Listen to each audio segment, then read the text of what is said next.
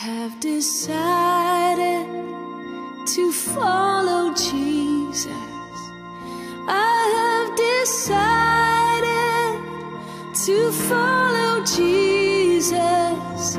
I have decided to follow Jesus. No turning back, no turning back.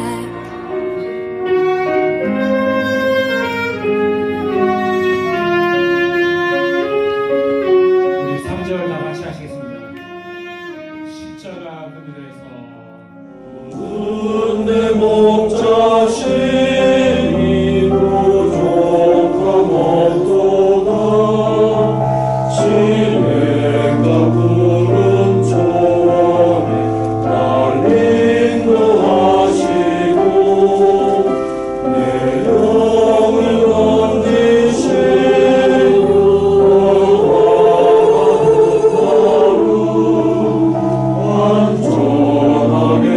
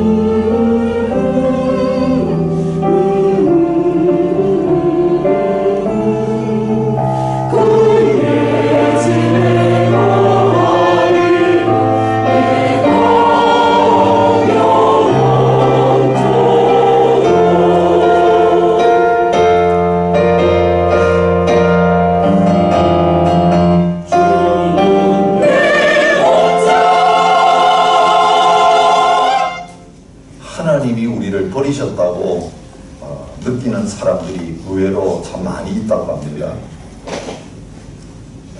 상담 하시는 우리 강선영 목사님이란 분이 하나님이 정말로 저를 버렸어요 라고 하는 칼럼을 쓰신 것을 읽어보았습니다. 이런 소리들이 상담의 현장에서 크리스찬들을 통해서 나온다고 합니다. 전 분명히 하나님께 버림받았어요. 하나님이 저를 버렸죠. 그렇게 많이 오랫동안 기도했는데 하나도 안 들어주셨잖아요. 믿으면 뭐해요? 어차피 버림받고 지옥으로 떨어질 터인데. 저는 외모에 대한 컴플렉스가 너무 커요. 눈도 작고 키도 작고. 저를 이렇게 만드신 건 하나님이잖아요. 내 얼굴을 볼 때마다 버림받은 느낌이에요. 성경에 보면 하나님이 사랑하는 사람들에게는 기적을 베풀어 주시잖아요. 그런데 왜 저에게는 안 보여주실까요? 저는 버림받은 사람일까요?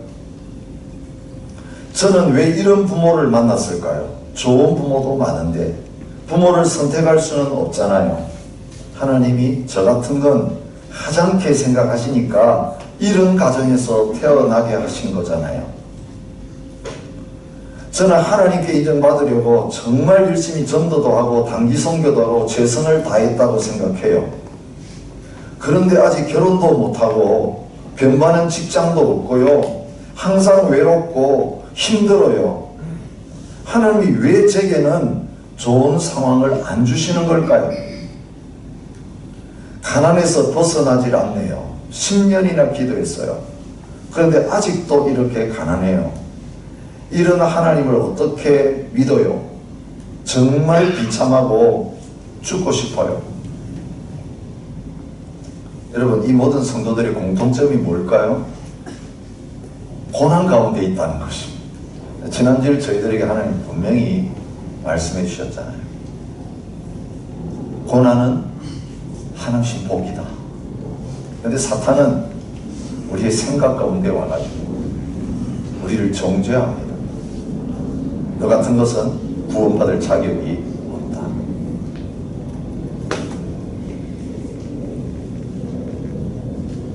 여러분, 하나님을 원망하는 배의 그 밑바닥에는 뭐가 있냐면 나에 대한 실망이에요. 여러분, 우리 가운데 완전한 사람은 아무도 없습니다. 완벽하게 순종하면서 하나님 뜻을 행하고 살아가는 사람은 없습니다. 여전히 공사 중입니다. 여전히 자라가는 중에 있지 이미 완성된 사람은 우리 가운데 아무도 없습니다. 이 세상에 사는 사람 가운데 아무도 없습니다. 로마서가 그걸 보여줍니다. 모두가 다 죄인이다. 하나님을 찾는 자가 아무도 없다. 그게 바로 우리의 실상이에요. 여러분, 좀 은혜 받고 하나님 말씀 듣고 그 다음에 세상에 나가지고 제대로 살아보려고 했는데 실패하고 넘어져서 주일이 되어져서 예배 자리에 나오면 이 좌절감은 더욱 커져요. 좋은 말씀 들으면 뭐하냐는 거죠. 은혜 받으면 뭐하냐는 거죠. 또 돌아가면 이렇게 넘어지고 하고 또 안 변한 것처럼 살아가는 이런 내 모습, 과연 나에게 희망이 있는가? 이런 나를 하나님께서 여전히 사랑해 주실까? 여러분, 하나님의 사랑에 대한 이 확신이 없기 때문에 자기를 정죄하고 하나님을 원망하는 그런 자리에 빠질 때가 많습니다. 여러분, 오늘 우리 자신에 대해서 실망하게 되고 이런 우리의 모습을 보면서 좌절하고 낙심하게 되어질 때 우리에게 일어난 일은 뭐냐면 우리 주위에 있는 다른 사람들을 똑같은 그런 자세로 원망하고 정죄하는 자리에 서게 된다는 거예요. 자기에 대해서 절망한 사람들은 다른 사람을 못 믿어요. 모든 사람이 다 나 같은 거라고 생각하니까요. 그죠? 그래서 잘못이 드러나고 우리를 실망시킬 때에 저 사람은 희망이 없다고 생각합니다. 내가 그렇게 공을 들였는데 그 사람한테 기도한 지가 얼마나 오래인데. 여러분, 참 이상해요. 우리가 다른 사람 변화시키고 뭐 좀 그죠? 이렇게 오려고 노력하면 노력할수록 뭔가 조금이라도 희망적인 변화가 나타나야 되는데 정반대인 경우가 더 많아요. 그래서 아예 기도하기 싫어요. 기도해서 우리 배우지만 아이고, 차라리 기도 안 하고 있으면 그 사람이 그래도 좀 나아질 것 같은데 기도할수록 더 악해지는 것 같은 저 부정적인 상황이 생기는 것 같은 그런 현실을 저희들이 기도의 현장에서 만나기 쉽습니다. 과연 그 영혼을 위해서 기도해야 될 필요가 있겠는가? 그들에게 무슨 희망이 있겠는가? 그런 좌절감이 우리에게 찾아옵니다. 더더구나 우리 열방을 위해서 24시간 기도할 때 그런 좌절이 더 심합니다. 과연 북한에 소망이 있겠는가? 저 공산주의 나라들의 소망이 있겠는가? 저 무슬림들에게 소망이 있겠는가? 저 힌두교도들, 특별히 근본주의자들, 지금도 교회를 불태우고 성도들 죽이고 있는 저 사람들에게 과연 구원의 소망이 있겠는가? 저 말 잘 듣고 복음 받아들이고 순종 잘하는 그 사람들에게 가서 복음 전하고 그 사람들을 위해서 열심히 기도하면 효과가 더 많을 것 같은데 맨 땅에 헤딩하는 것 같이 수백 년 동안, 아니 어떤 수천 년 동안 그 문을 두드렸는데도 꿈쩍도 하지 않는 그 나라 민족들, 과연 희망이 있겠는가? 저는 그래서 기도를 포기할 때가 많습니다. 기도해도 안 된다. 여러분, 이런 우리의 생각에 대해서 하나님께서 답을 주시는 말씀이 오늘 우리가 함께 읽은 말씀입니다. 사실은 9장부터 11장에 걸쳐서 그죠? 믿음으로 구원받는다, 물었다를 받는다, 그 교리 이야기한 다음에 이스라엘 민족의 문제를 다루고 계시는 걸 봅니다. 이번 주간 조금 끝까지 며칠 더 묵상을 하면서 9장부터 9, 10, 11 3장이나 걸쳐서 이스라엘의 문제를 다룹니다. 여러분, 바울은 누구를 위한 사도로 부름받았습니까? 이방인을 위한 사도로 부름받았습니다. 그런데 이방인의 사도라고 해서 자기 동족을 무시하지 않았습니다. 여러분, 사도행전에 보시면 바울이 어떤 도시를 가도 제일 먼저 만나서 복음 전하려고 한 사람들은 누굽니까? 동족인 유대인이었습니다. 회당이 있는가 보고, 회당이 없으면 물가에서 모이는 사람들이 있는가 찾아가지고 먼저 동족들인 이스라엘 백성들에게 복음 전하고, 그들에게 거절당하고 쫓겨나가지고 나는 이제 이방인들에게로 간다. 그래서 이방인들에게 복음을 전하는 그런 패턴으로 선교를 하고 있습니다. 동족을 위한 그치지 않는 고통. 여러분, 바울도 오늘 성경에 이야기할 때 나도 이스라엘 사람이다, 아브라함의 씨에서 났다, 아브라함의 후손이다는 말입니다. 나도 베냐민 지파다. 사울이 베냐민 지파 출신이잖아요. 지극히 작은 지파지만 하나님 앞에서 선택된 왕족을 배출한 그런 지파. 그런데 동족을 향하여 크게 끓는 마음으로 차라리 나는 구원 못 받아도 내 동족인 이스라엘은 구원 받으면 좋겠다. 이들이 어떤 사람입니까? 모든 민족들 가운데 이스라엘 백성들에게만 특별한 은혜를 주셨습니다. 하나님이 그들을 선택하셨습니다. 그들에게 계시를 허락해 주셨습니다. 그들에게 성전을 주셨습니다. 그들에게 거룩한 제사장들을 일으켜 주셨습니다. 하나님의 특별한 총애를 받은 사람들이 이스라엘 백성들입니다. 여러분, 그런데 복음을 전했을 때, 복음 전해보니까 제일 받아들이지 않고 많이 거절하고 믿지 않는 사람들, 그렇게 사랑해서 먼저 찾아갔는데 결국은 그들이 거절하고 그들이 쫓아내고 그들이 따라다니면서 죽이려고 하는 핍박자가 되었습니다. 과연 이스라엘 백성들에게 희망이 있는가? 하나님이 이들을 버리시지 않았는가? 그런 마음이 바울에게 안 들었겠습니까? 이제 다음 도시에 가서는 그들 아예 안 찾아갈 거예요. 희망 없으니까 이제 버리고 이방인들에게 처음부터 가가지고 복음을 전하면 이 이스라엘하고 상대하느라고 에너지와 시간을 뺏긴 것보다는 훨씬 좋은 결과가 생기지 않을까. 여러분, 이 고민 속에서 하나님이 주시는 답을 얻고 확신을 가지고 오늘 이스라엘의 구원의 문제에 대해서 상세하게 답을 주고 있는 것입니다. 여러분, 이스라엘 백성들 우리 역사를 구약 묵상하면서 이미 많이 살펴보았습니다. 이번 지난주간에 묵상한 10장, 여러분 말씀을 들으면 믿을 수 있다. 그런데 말씀을 그렇게 많이 전했는데도 들었는데도 안 믿은 특별한 사람들이 있습니다. 누굽니까? 이스라엘 백성들이에요.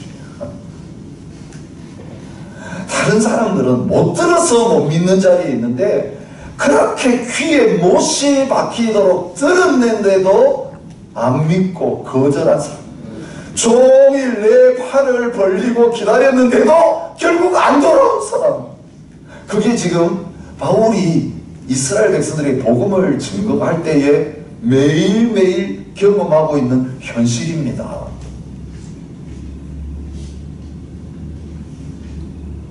여러분, 이런 이스라엘 백성들, 수많은 은혜를 받고 기회를 받았고 말씀을 들었는데도 결국은 거절하고 멸망을 선택하고 달려가는 이 백성들에게 희망이 있는가? 여러분, 왜 이스라엘 문제를 갑자기 이렇게 중요하게 다루시는가? 오늘 우리를 위한 거예요. 우리가 이스라엘을 어떻게 바라봐야 될까? 지금도 마찬가지잖아요. 이스라엘을 위해서 그렇게 기도하고 복음을 전하는데 아직까지 그들 가운데 별 소수에 믿는 사람들은 생기지만 여전히 꽉 닫힌 문입니다.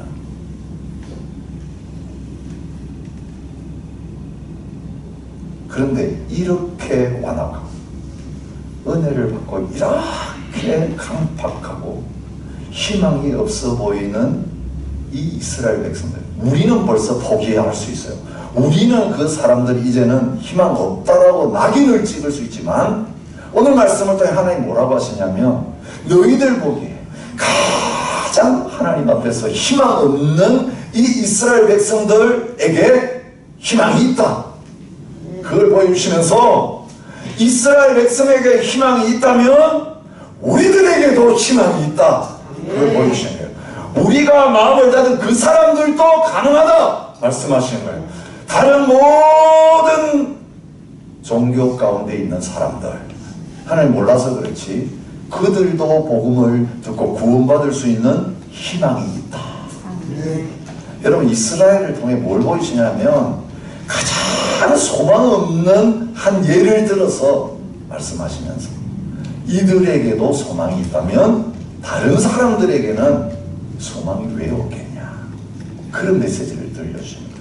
그래서 남에 관한 이야기로 이 말씀 받아들이지 마시고 그들을 통해서 우리에게 주시는 하나님의 사랑의 메시지를 들으실 수 있기를 바랍니다. 답은 뭡니까? 하나님 자기 백성 버리셨냐? 그럴 수 없는 거죠. 버리실 수 없다라고 말씀합니다. 그들이 넘어지기까지 실족했느냐? 이제는 가능성이 없느냐? 넘어졌으면 이제 다시 못 일어나느냐? 그럴 수 없느니라. 그럴 수 없느니라. 이것이 하나님께서 오늘 말씀을 통해서 보여주시는 답입니다. 그러면서 오늘 본문에서 계속해서 가장 중요하게 말씀하시는 내용이 무엇입니까? 희망이 없어 보여도 그들 가운데 어떤 사람들이 있다고 말씀하십니까? 남은 자가 있다.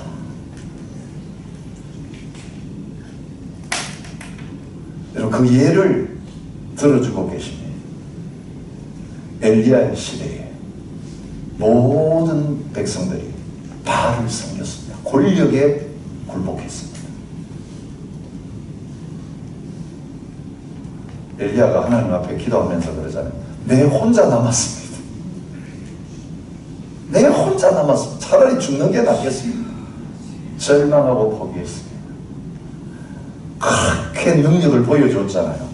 그죠? 하늘에서 불이 내리고 3년 6개월 동안 비가 안 오다가 기도하니까 비가 내리고, 여러분 이런 기적을 맛보았으면 다 돌아왔어야 되는데 결국은 자기 혼자 도망가는 그런 처량한 신세가 되었습니다. 하나님 이거 뭡니까? 포기하고 있었습니다. 그때 하나님께서 하신 말씀이 무엇입니까? 너 혼자 남았다고? 아니다. 바알에게 무릎 꿇지 않은 7,000명을 남겨두었다. 이게 남은 자라고 하는 그 뜻과 같은 단어에서 나온 말이에요. 남겨두었다. 혼자라고 생각했는데 엘리야가 모르는 7,000명의 참 믿음을 가진 바알에게 무릎을 꿇지 않고 하나님을 섬기는 사람들이 하나님이 남겨두셔서 보존하셔서 있게 만드셨다는 것을 예를 드시면서 이와 같이 지금도 은혜로 택하심을 따라 남은 자가 있느니라 그렇게 말씀하십니다.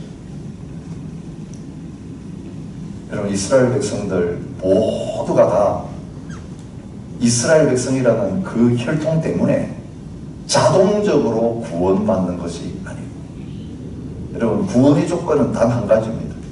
혈통으로나 육정으로나 사람의 뜻으로 나지 아니하고 오직 하나님께로 난 자들이라고 요한복음 1장에서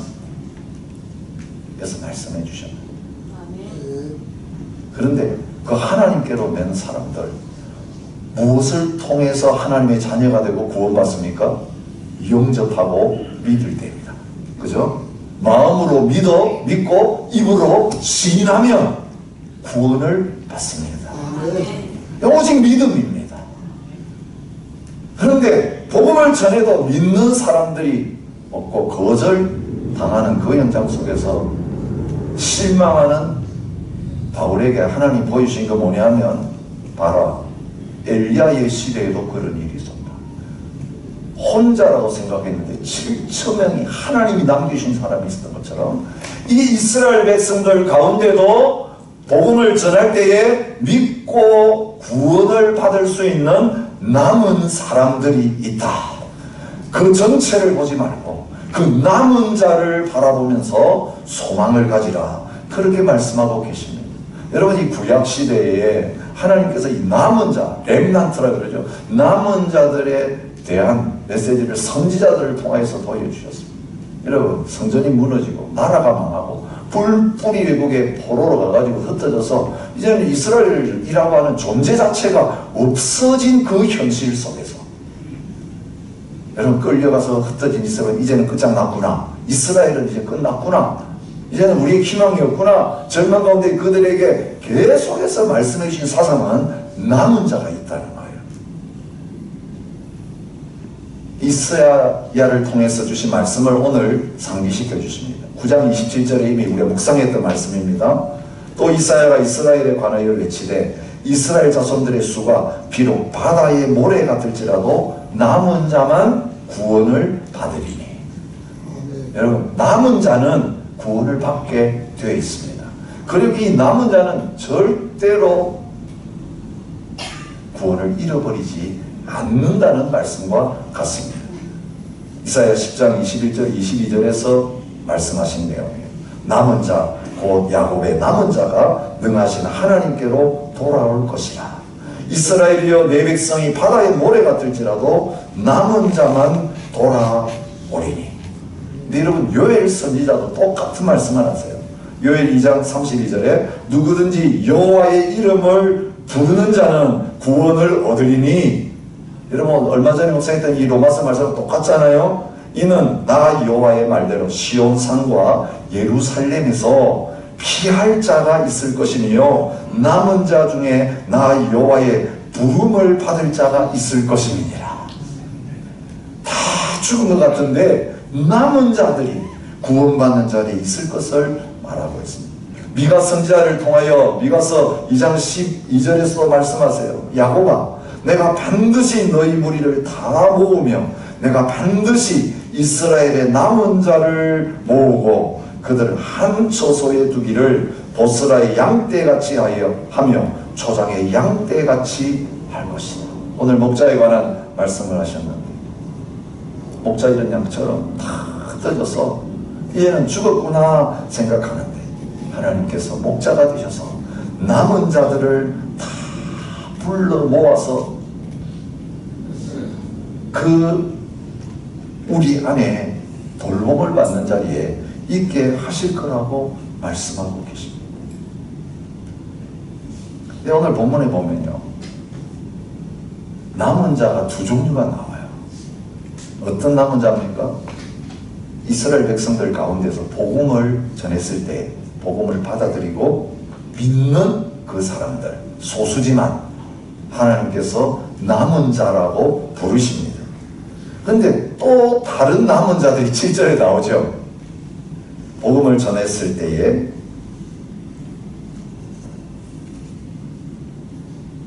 구원을 받은 사람이 있는가 하면 그 남은 자들은 어떤 사람입니까? 믿지 않고 남아있는 사람들, 다른 남은 사람.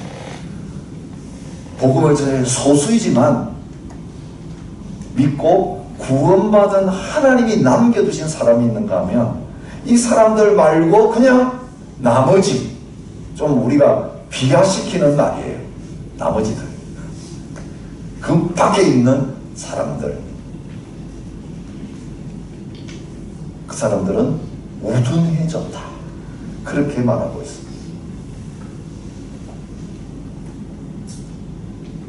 여러분, 이 우둔한 사람들, 마음이 굳어가지고 이제는 희망이 없어서 복음을 거절하는 사람들 가르칩니다. 그들의 영적 상태를 8절부터 10절까지 이렇게 말하죠.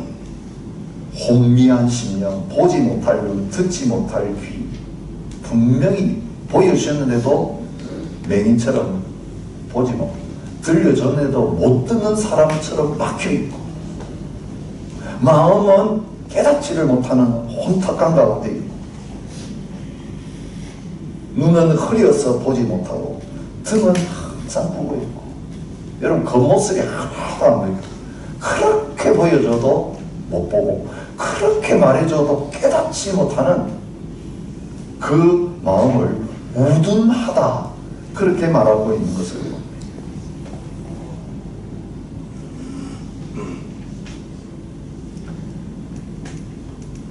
25절, 11장 25절, 26절에 우둔하다는 표현이 꼭 나옵니다. 이 신비는 이방인의 충만한 수가 들어오기까지 이스라엘의 더러는 우둔하게 된 것이다. 여러분, 다 그냥 구원받으면 좋겠는데, 한꺼번에 다 결과가 주어지면 좋겠는데, 남은 소수의 사람들이 믿고 나머지는 다 믿지 않고 아무 변화도 없고 더 악화되는 것처럼 보이는 이 현실 속에서 이 떨거지와 같이 소망이 없이 우둔해진 이 사람들에게도 소망이 있다. 그게 이제 오늘 11절부터 시작해가지고 11장 끝까지 나오는 하나님 말씀. 근데 이 복음을 듣고도 거절하는 사람, 말씀을 듣고도 안 믿고 반항하는 이 사람들에게도 역할이 있다는 거예요. 어떤 역할입니까? 그들 안 받아들인 사람들입니다. 하나님이 나머지로 남겨두신 또 다른 사람들, 넘어지기까지 실족했냐, 이 말은 뭐냐면 이제 멸망할 수밖에 없는 사람들이냐, 그런 뜻이에요. 이 넘어진다는 것은 멸망한다라고 하는 그런 뜻을 가진 단어입니다. 거기에 대해서 노라고 합니다. 이스라엘 전체 버리지 않았을 뿐만 아니라 눈으로 보기에는 복음을 안 받아들이고 거절했으니 지옥 갈 사람이라고 낙인 찍을 수밖에 없는 사람들인데, 지금 보이는 현실은 그런 결과인데, 이 받아들이지 않고 완악해진 사람들, 이제는 멸망할 사람들이냐? 아니라는 거예요. 이게 오늘 11장 전체를 통해 주시는 메시지입니다. 그러면서 뭐라고 합니까? 이 사람들이 넘어졌기 때문에 어떤 결과가 생기느냐? 구원이 이방인에게로 이르렀다.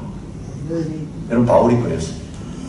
이들이 받아들여 안 들고 받아들이지 않고 쫓아내니까 이방인에게 전도하러 갔고, 그들은 주님께 돌아오는 놀라운 역사를 일으킵니다. 근데 그게 끝이 아니라는 거예요. 이들이 받아들이지 않으니 이방인들이 구원받았다, 이게 끝이라면 오늘 이 본문의 말씀할 필요가 없습니다. 그런데 이방인들이 구원받고 그렇게 많이 돌아오는 것이 누구를 위한 거냐? 이 받아들이지 않은 완악한 사람들을 위해서 하나님이 하시는 일이라는 거예요. 그게 뭡니까? 자기들이 안 믿고 쫓아냈는데 이방인들이 이렇게 믿고 구원받는 것을 보고 이스라엘 백성들이 자세를 바꾸게 됩니다. 태도를 바꾸게 됩니다. 어떻게 하게 됩니까? 시기가 생겼습니다.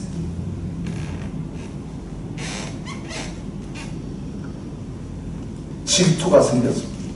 저 개같이 하나님도 모르고 우상 숭배하는 이방인들이 구원을 받아 그러면서 거꾸로 도전받고 시기하는 마음으로 나중에는 돌아와서 믿는 자리에 설 사람들이 그 완악하게 된 사람들 가운데도 있다라고 하는 것을 말합니다. 그리하여 온 이스라엘이 구원을 받으리라 26절 말합니다. 여러분, 지금 받아들이지 않는다고 해서, 지금 거절한다고 해서 포기하지 말라는 거예요. 나중에 때가 되면 그 이방인들 가운데 구원받을 사람들이 다 구원받는 역사가 나타날 뿐만 아니라 하나님이 구원받기로 계획하신 그 사람들, 그 버려진 사람처럼 보이는 그들에게도 있다라고 말씀하고 계십니다. 근데 여러분, 이 남은 자들 왜 소망이 있는가? 그들이 하는 말과 그들의 자세와 그들의 행동을 보면 소망이 없지만, 여러분, 계속해서 로마서에서 강조하는 게 뭡니까? 구원은 우리에게서 나오는 것입니까? 우리의 행위로 말미암은 것입니까? 하나님의 은혜로 말미암은 것입니까? 오직 하나님의 은혜입니다. 구원의 이니셔티브는 우리가 지고 있는 것처럼 보이지만 우리가 아니라 주님이 지고 계십니다. 주권자이신 하나님, 토기장이신 하나님이 지고 계신다는 거예요. 예, 우리 전도해야 합니다. 기도해야 합니다. 들을 때 받아들이고 아멘하고 영접하고 믿어야 합니다. 근데 이게 우리 인간 역사처럼 보입니다. 그래서 우리가 노력 많이 하는데 안 되면 포기하고 낭망합니다. 잘 되면 우리가 한 것처럼 자라나고 뻑입니다. 여러분, 이게 가장 큰 위험한 거라는 거죠. 로마서를 통해 하나님께서 이 11장 마지막에 대못을 박으시는 건 뭐냐면 모든 것이 하나님에게서부터 시작되었고 하나님께서 진행하시고 하나님이 영광 받으신다는 거예요. 그래서 우리 하나님의 서설 때 주님이 하셨습니다 라고 예배하고 하나님을 찬양하게 되는 것이 마지막 목적이라고 하는 것을 보여주고 계십니다. 그래서 오늘 이 본문에 하나님께서 어떻게 그 이스라엘 백성을 대하셨는가 하는 것을 보여주고 계십니다. 여러분, 어떤 사람들입니까? 그 이스라엘 백성들은 하나님께서 미리 아신 사람이다. 그렇게 2절이 말해요. 하나님이 그 미리 아신 자기 백성을 버리지 아니하신다. 태어났다고 이스라엘 백성으로 자동으로 구원받는 게 아니라 지금 받아들이는 사람도 있고 또 받아들이지 못하고 거절하는 사람도 있을 수 있지만 그 가운데 구원받는 백성, 하나님이 자기 백성, 내 백성이다 라고 인치시고 부르시는 사람들은 어떤 사람들이냐? 미리 아신 사람들이라는 거예요. 이건 미리 아셨다는 표현은 8장 29절에도 나와요. 하나님이 미리 아신 자들로 또한 그 아들의 형상을 본받게 하기 위하여 미리 정하셨으니, 미리 아시고 미리 정해놓은 사람이 있다는 거예요. 언제 미리 아시고 언제 미리 정하셨습니까? 하는 꼴을 보고, 그게 아니고 태어나기도 전에. 여러분, 오늘 우리가 9장에서 에서와 야곱이 엄마 뱃속에 있을 때 하나님께 태어나기도 전에 누구를 선택하시고 누구를 더 사랑하셨습니까? 야곱입니다. 이것을 이렇게 표현합니다. 그 자식들이 아직 나지도 아니하고 무슨 선이나 악을 행하지 아니한 때에 택하심을 따라되는 하나님의 뜻이 행위로 말미암지 않고 오직 부르시는 이로 말미암아 서게 하려 하신다. 여러분, 하나님의 구원에 대해서 바울을 통해서 계속 말씀해 주시는 내용이 바로 그겁니다. 그런데 이 미리 아신 사람들을 또 어떻게 다르게 표현하냐면 5절에는 지금도 은혜로 택하심을 따라 남은 자들을 봐요. 이 남은 사람들, 구원받는 사람들, 어떤 사람, 하나님 미리 아셔서 미리 택하셔서 남겨두신 사람들. 그 택하심이 어떤 것입니까? 행위를 보고 내가 결정하겠다는 게 아니라 하나님의 은혜로 말미암아 죄인 되었을 때, 원수 되었을 때에 그들을 하나님께서 택하셔서 자기 백성을 삼으셨다라고 말하고 있습니다. 이스라엘이 구하는 그것을 얻지 못하고 오직 택하심을 입은 자가 구원받는 자리에 있다고 말씀하십니다. 모세에게 이르시되 9장 15절입니다. 내가 긍휼히 여길 자를 긍휼히 여기고 불쌍히 여길 자를 불쌍히 여기리라 하셨으니 그런즉 원하는 자로 말미암음도 아니고 다른 방식 하는 자로 말미암음도 아니요 오직 긍휼히 여기시는 하나님으로 말미암음이니라. 18절 그런즉 하나님께서 하고자 하시는 자를 긍휼히 여기시고 하고자 하시는 자를 완악하게 하시느니라. 우리가 알지 못하는 신비예요. 우리가 전도하니까 반응을 해서 믿고 구원받았어. 전도하는 사람 플러스 믿고 들었을 때 믿는 그 사람의 역할, 그래서 구원받습니다. 그래 하는 자녀가 됩니다. 근데 이게 표면적으로 드러나는 일이에요. 근데 어떤 사람이 복음을 받아들이고 어떤 사람이 믿고 시인하고 구원받은 자리에 있느냐, 그 배후에는 하나님의 놀라운 계획이 있다는 것입니다. 여러분 에베소 1장 말씀은요 거기에 대해서 아주 분명하게 못을 박으시면서 이야기합니다. 그 창세 전에 그리스도 안에서 우리를 택하사 우리로 사랑 안에서 그 앞에 거룩하고 흠이 없게 하시려고 그 기쁘신 뜻대로 우리를 예정하사 예수 그리스도로 말미암아 자기 아들들이 되게 하셨으니 모든 일을 그의 뜻의 결정대로 일하시는 이의 계획을 따라 우리가 예정을 입어 그 안에서 기업이 되었으니. 여러분 베드로 사도도 말합니다. 베드로서 2장 9절에 그러나 너희는 택하신 족속이요. 여러분 이스라엘 백성들에 대해서 구약에 계속 말씀하시는 것이 하나님이 그 이스라엘 백성들을 택했다는 것입니다. 우리가 하나님을 택한 게 아니라 하나님이 그들을 택했고, 그리고 구원받은 우리들도 너희가 나를 택한 것이 아니요 내가 너희를 택하여 세웠다니. 요한복음 15장 16절에 주님께서 친히 그렇게 말씀하고 계시는 것을 봅니다. 여러분 오늘 우리가 뭔가를 시작하기 전에 하나님이 창세 전부터, 태어나기 전부터 우리들의 구원을 위해서 놀라운 일을 계획하셨습니다. 그러니까 독생자를 보내셨습니다. 우리가 알지 못한 2000년 전입니다. 그 위에 태어날 우리들을 위해서 그가 대신 십자가에 못 박혀 죽으시고 부활하게 하셨습니다. 그리고 그 예수님을 믿는 모든 민족들이 이제는 다 구원받는 자리에 들어올 수 있도록 놀라운 구원의 계획을 세우셨습니다. 그리고 하나님이 그 구원의 계획의 이니시어티브를 계속 잡으시고 진행하고 계십니다. 그 하나님의 계획의 결과가 예수 믿게 된 저와 여러분들이고, 아직 믿지 않고 있는 그들 가운데 하나님께서 복음을 통해 믿게 하시고 구원받기를 원하시는 그 모든 사람들인 거예요.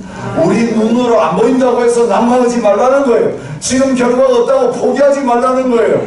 나에게서 시작된 일이 아니고 그들에게 달린 일이 아니라 모든 것을 진행하시는 은혜의 하나님께서 진행하고 계시기 때문에 그렇습니다. 여러분 은혜로 하기 때문에 하나님은 행위를 바라보면서 정죄하지 않으십니다. 행위를 바라보면서 실망하지 않으십니다. 누구만 바라보십니까? 그 모든 사람을 대신해서 버림받으신 아들만 바라보고 계세요. 아들의 십자가 안에 그 모든 사람들의 거절과 불신앙이 다 처리된 것을 하나님 보시면서 지금 반항하는 그들을 바라보시면서 하나님은 정죄하지 않으십니다. 영향받지 않으십니다. 그들의 행위를 보고 포기하지 않으십니다.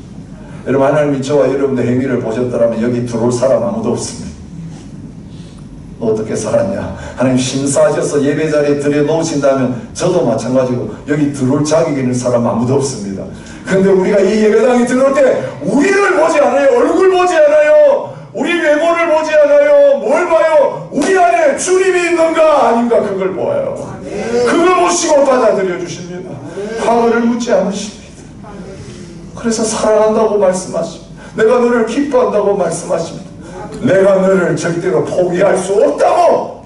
우리는 뒤돌아서서 거절하고 주님의 마음을 아프시게 해도 하나님은 예수님을 통해 우리를 바라보시면서 결코 정죄함이 없다고 말씀하시면서 나의 사랑에서 끊을 게 아무것도 없다.